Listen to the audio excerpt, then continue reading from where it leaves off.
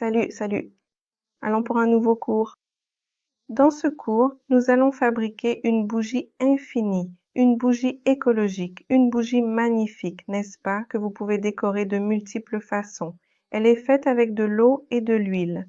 Pour la fabrication de cette bougie, je vais utiliser un récipient en verre. Ce récipient, je l'ai recyclé et vous pouvez utiliser n'importe quel récipient en verre que vous avez chez vous, à condition qu'il résiste à la chaleur.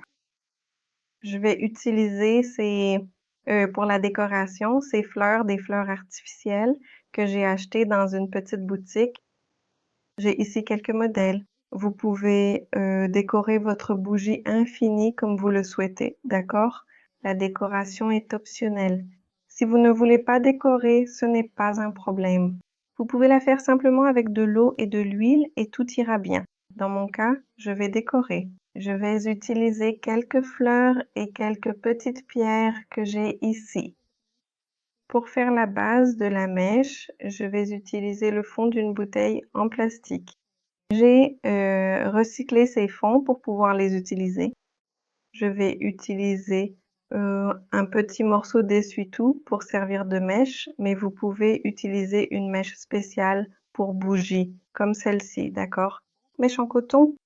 Alors, allons-y, mettons la main à la pâte. J'ai déjà mis de côté l'eau que je vais utiliser. Je vais utiliser de l'huile d'olive, d'accord?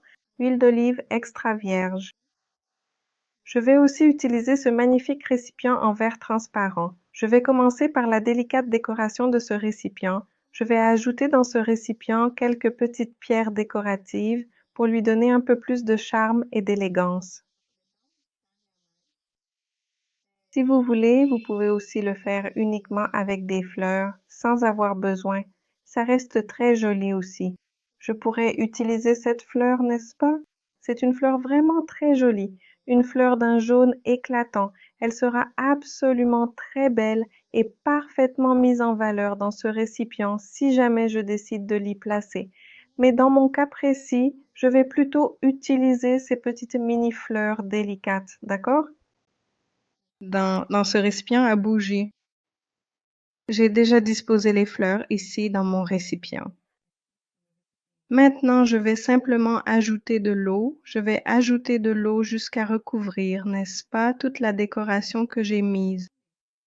N'oubliez pas de ne pas utiliser quelque chose de trop grand, d'accord?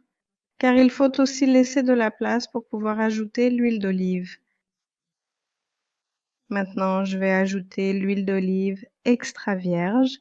Il va y avoir environ 1 à 3 doigts d'huile que je vais ajouter ici, d'accord?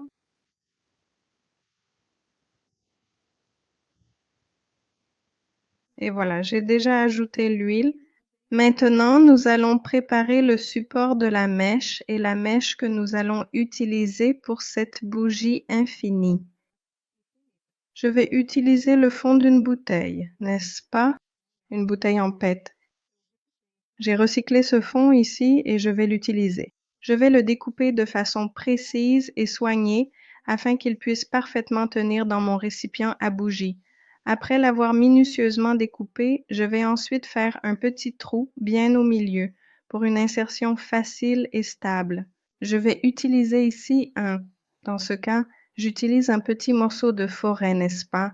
De perceuse. J'ai chauffé ce forêt au feu, d'accord? Pour que je puisse percer facilement. Et vous pouvez utiliser un clou ou tout autre objet que vous avez à portée de main, n'est-ce pas, à votre disposition. Et la mèche, je vais la fabriquer avec de l'essuie-tout, mais vous pouvez utiliser une mèche normale et il existe aussi sur le marché un support adapté, n'est-ce pas, que vous pouvez acheter pour mettre dans les bougies infinies et ainsi rendre votre travail plus professionnel. Le support acheté est quasiment identique à ce fond de bouteille que je viens de recycler, d'accord? Voilà, j'ai enroulé ici notre mèche en essuie-tout. Ils sont un peu grands, n'est-ce pas? Et on va les couper, n'est-ce pas, ensuite pour qu'ils aient la taille adéquate, parce qu'il n'est pas intéressant que notre mèche touche l'eau, qu'elle soit en contact avec l'eau, parce que si elle est en contact avec l'eau, eh bien, quand la sera allumée, n'est-ce pas, la bougie en train de brûler, vous allez entendre quelques crépitements, quelques petits crépitements. Cela signifie que, eh bien, la mèche absorbe aussi de l'eau et pas seulement l'huile. C'est pourquoi il est fondamental de laisser la mèche à la bonne taille. Maintenant, nous allons placer la mèche dans le récipient. Il est important de laisser à la mèche le temps d'absorber suffisamment d'huile d'olive pour pouvoir s'enflammer avant de l'allumer. D'accord? La première fois que vous allumerez votre bougie, cela prendra un peu de temps. Cette mèche mettra un peu de temps à s'enflammer, d'accord? Mais après cette première fois, elle s'allume vraiment très facilement, avec une simplicité remarquable et sans aucune difficulté à chaque tentative. Vous n'aurez plus aucun effort supplémentaire à fournir.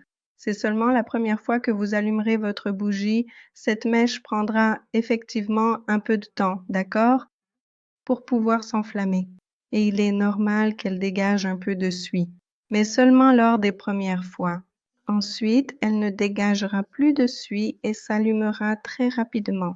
Dès que vous l'allumerez avec le briquet, il prendra feu normalement, d'accord? J'espère que vous avez apprécié ce cours.